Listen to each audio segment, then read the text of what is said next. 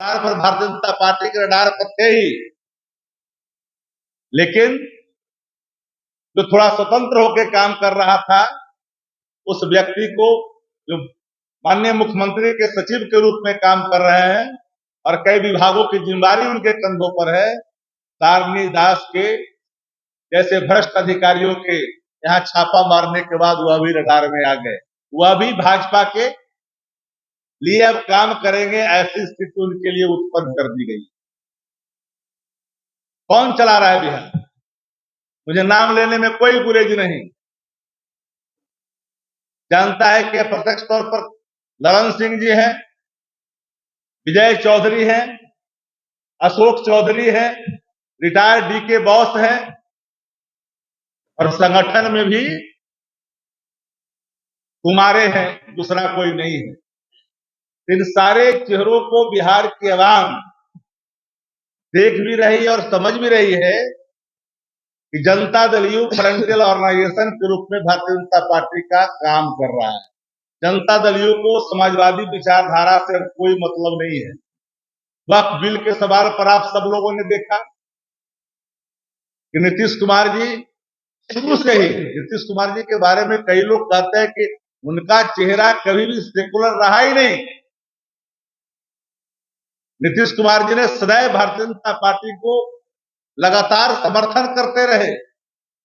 वक्फ के सवाल पर जो सदन के अंदर में कई संशोधन आया देश के अंदर में, पार्लियामेंट के अंदर में, लेकिन जब पार्लियामेंट के अंदर में जो संशोधन आया, मजबूत बिल की बात हुई, जमीन कोई हड़पे नहीं इसकी बात हुई, उसमें सबकी सहमति हुई थी इसकी बात हुई, लेकिन भारतीय जनता पार्टी ने जो बिल नंबर के बल पर जो बलात् लाई है, ताकत के अहंकार में लाई है, उसमें सारी चीजों को दरकिनार किया गया है। नीतीश कुमार जी के यहां, नीतीश कुमार जी की पार्टी जनता दल यू में आप देखिएगा कि हालात बहुत ही चिंताजनक है। दल के अंदर में बड़ा ही विद्रोह है। विद्रोह के स्वर जब फूटेंगे तो जनता दल यू कई टुकड़ों में तब्दील होगी, इसकी कल्पना नहीं की जा सकती। नीतीश कुमार जी की अचेतता की बात मैं बार बार इसलिए दोहराता हूं कि बिहार के अंदर में 1 लाख करोड़ से ज्यादा का भ्रष्टाचार प्रतिवर्ष बिहार के अंदर में हो रहा है। एक तारनी दास नहीं है। इरिगेशन डिपार्टमेंट में कौन चला रहा है? वहां भी सेवानिवृत्त अधिकारी ही वहां मुख्य अभियंता की भूमिका अदा कर रहा है। भवन निर्माण में तो कर रहा था जिनके यहाँ छापे पड़े, निगम के इंचार्ज के रूप में उनको पारितोषिक के तौर पर दिया गया, 2 पद दिया गया, जो टेंडर का खेला चल रहा था। लेकिन मुझे इस बात का दुख भी है कभी कभी कि ऐसे खबरों में जान करके भी लोग कभी कभी सत्ता प्रतिष्ठान चुप्पी साध लेती है और जो आरोप विपक्ष पे लगाती है, विपक्ष के सवालों का जवाब देने के बजाय जनता दल यू में जो कोई सवाल करता है जिसका कोई मतलब नहीं रहता। हम लोग लगातार इस बात को कहते हैं।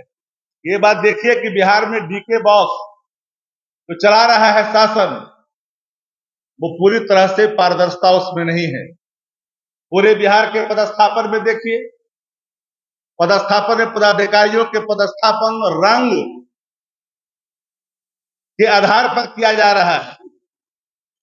जातिवाद खुल करके आ रहा है और सम्राट चौधरी बोलते हैं